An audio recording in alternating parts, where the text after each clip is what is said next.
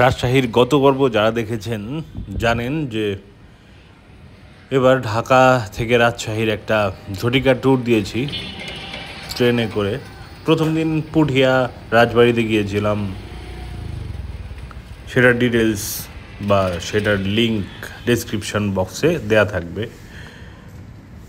পুঠিয়া রাজবাড়ি থেকে চলে আসি রাজশাহী ইউনিভার্সিটির ক্যাম্পাসে।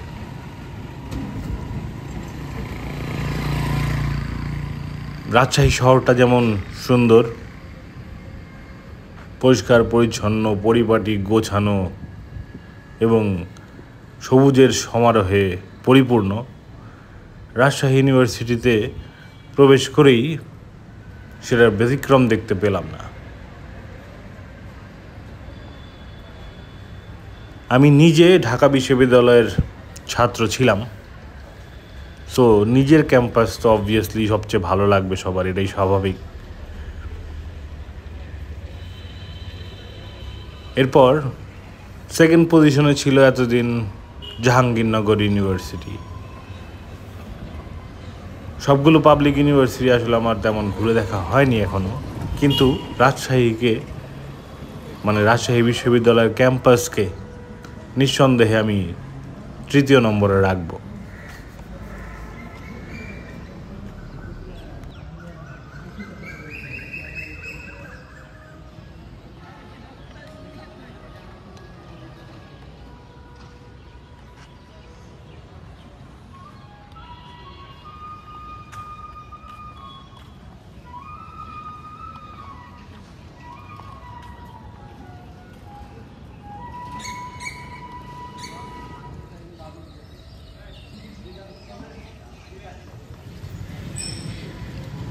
ক্যাম্পাসে ঢোকা মাত্র একটা মুগ্ধতা ছড়িয়ে পড়ল, কারণ এমনিতেই নেচারের সাথে মেলবন্ধনে একটা চমৎকার ক্যাম্পাস।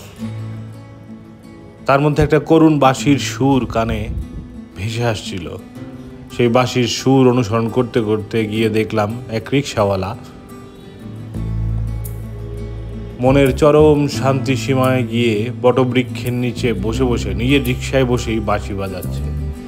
সেই বাঁশির সুর প্রায় অর্ধেকটা ক্যাম্পাস জুড়ে ঘুরে বেড়াচ্ছে।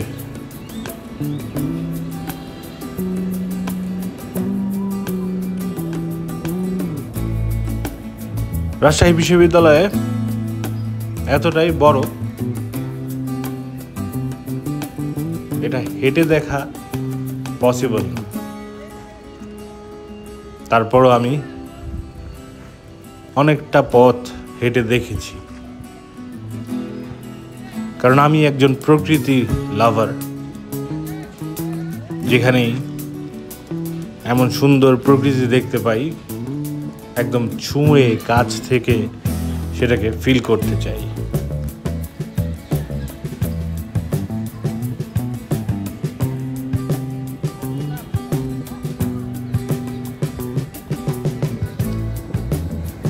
হাঁটতে হাঁটতে যখন ক্লান্ত হয়ে পড়লাম, একটা অটোরিকশা নিয়ে নিলাম। যদিও এই ক্যাম্পাসটা আমার পায়ে ঠেলা যে রিক্সা আছে সেগুলো দিয়ে ঘোরার ইচ্ছা ছিল, অথবা যদি একটা জিও বাইকের মতো একটা কোনো সার্ভিস থাকতো তাহলে আরো ভালো হতো। যেহেতু রাজশাহী বিশ্ববিদ্যালয় ক্যাম্পাসে আমার কোনো পরিচিত কেউ নেই, সো এর কোনোটাই ম্যানেজ করা পসিবল না। এই রিক্সাওয়ালা মামাকেই বললাম ক্যাম্পাসটা পুরোপুরি ঘুরে দেখাতে। সে মোটামুটি 120 বিভিন্ন একাডেমিক বিল্ডিং টিল্ডিং এর সামনে দিয়ে ঘুরে বেড়াচ্ছি। সস্তায় এক গ্লাস পেঁপের শরবত খেয়ে নিলাম মাঝে। ভাদ্র মাসের তপ্ত রোদেও যেন এক পশলা প্রশান্তির ছায়া এই রাজশাহী বিশ্ববিদ্যালয়ে। নিজের ক্যাম্পাসের কথাও বারবার মনে পড়ে যাচ্ছিল। ঢাকা বিশ্ববিদ্যালয়ের মল চত্বর দিয়ে হাঁটলে এমন এক প্রশান্তি পাওয়া যায়। এই হচ্ছে স্টুডেন্ট হোস্টেল, বাইরে দিয়ে পরিপাটি।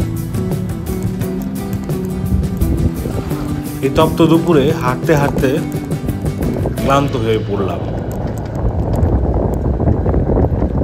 হঠাৎ মাথায় এক বুদ্ধি আসলো এই ক্লান্তি থেকে বের হওয়ার।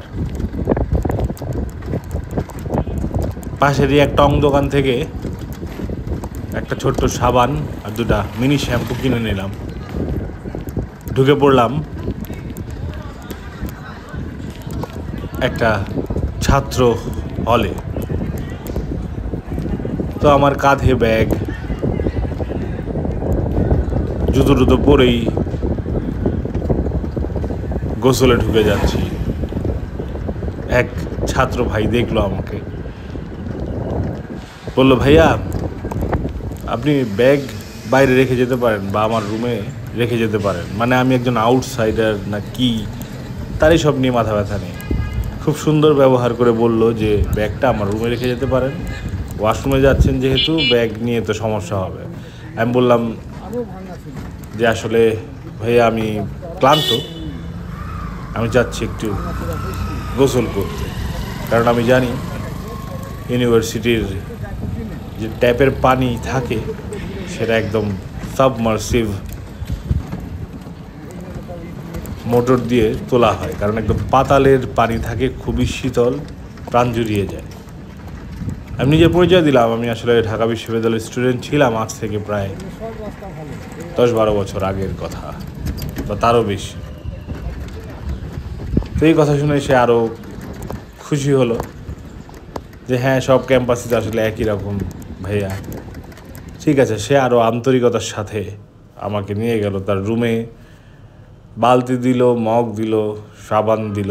আমি বললাম না, সাবান কিনে নিয়ে এসেছি। তো একটা দীর্ঘ গোসল দিলাম।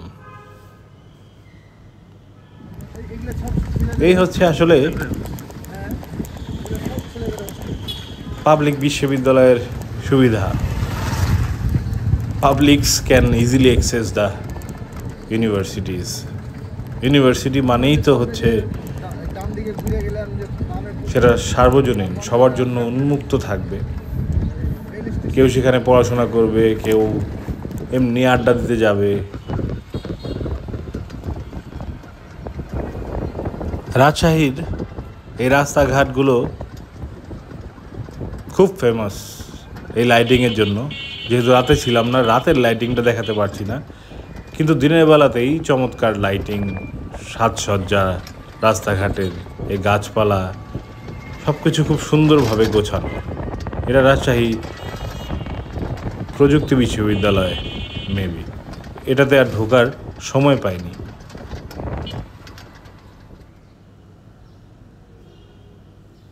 এই যে রাজশাহীর ফেমাস স্ট্রিট লাইটস, হয়তো রাতে দেখাতে পারলে আরও সুন্দরভাবে উপস্থাপন করতে পারতাম, কিন্তু আমার আবার বিকেল 4টায় ট্রেনের টিকিট কাটা, ঢাকায় ব্যাক করার। যাচ্ছি দুপুরে লাঞ্চ করতে, এই রিক্সাওয়ালা মামাই আমাকে বিদ্যুৎ হোটেলে নিয়ে গেল। বিদ্যুৎ হোটেলে হাঁসের মাংস দিয়ে জমিয়ে লাঞ্চ করলাম, কিন্তু মিষ্টি না খেলে কি আমার পোষায়? যেখানেই সুস্বাদু মিষ্টির খোঁজ পাবো সেখানে আমি ছুটে যাব।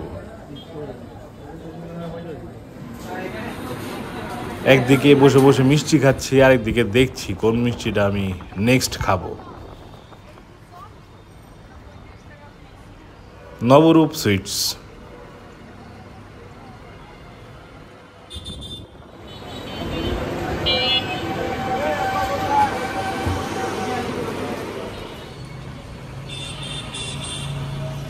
রাজশাহী শহরটা ঠিক হাইরাইজ বিল্ডিং দিয়ে ঘেরা না, কিন্তু চলে ফিরে একটু শান্তি পাওয়া গেল। ঘুরতে ঘুরতে চলে আসলাম শেষ বিদায়ের ঠিকানায়, শ্মশান ঘাটে। পদ্মা নদীর পাড়ে তো যেতে পারলাম না, সময় স্বল্পতার কারণে এই শ্মশান ঘাট থেকেই পদ্মা নদীর একটা ভিউ নিয়ে নিলাম।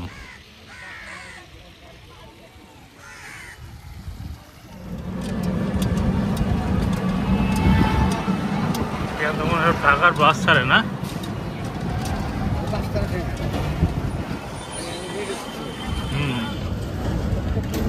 বাস আর রেল স্টেশন একই সাথে।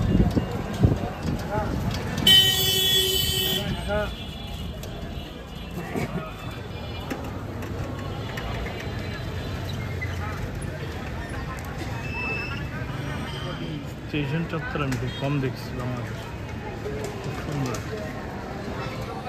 ফুল গাছ টাছ লাগায় একদম হেভি পরিপাটি ভালো কিন্তু।